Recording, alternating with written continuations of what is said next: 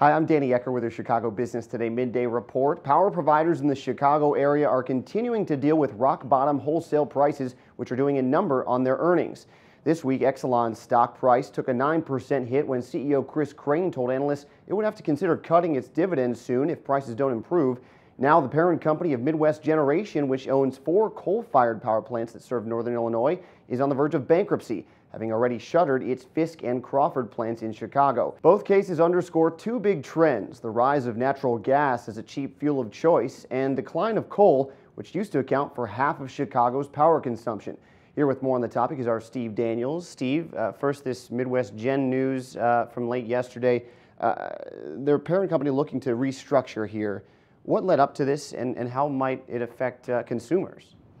Well, what led to this was they just succumbed to these power prices that are too low for them to make a profit on an operating basis. They're losing money on an operating basis. And they have a parent company that has indicated they're not going to rescue their subsidiary financially.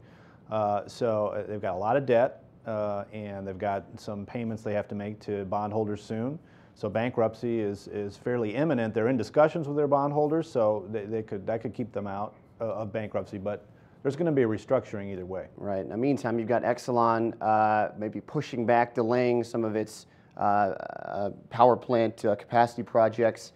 Also talking about cutting a dividend for something that's one of the key reasons why people would buy their stock. How is that tied in here?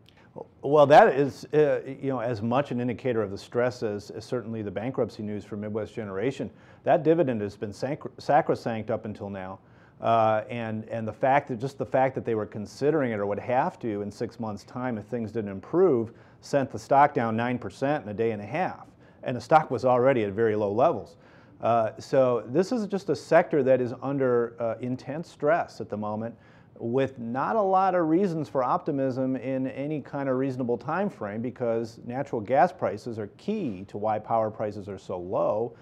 The market is flooded with natural gas, and you do not see demand picking up for purchase of power. Right. So all of those things combined are creating a real issue for the power generators. And consumers could be hurt, obviously, as well. So looking at the bigger picture here, how do you characterize where we are in terms of coal-fired plant usage? I mean, where will we be on that in 5-10 years? Well, consumers right now are benefiting. Let's just be clear. I mean, the power prices are really low, so your electric bills are low. And so for right now, consumers are doing great.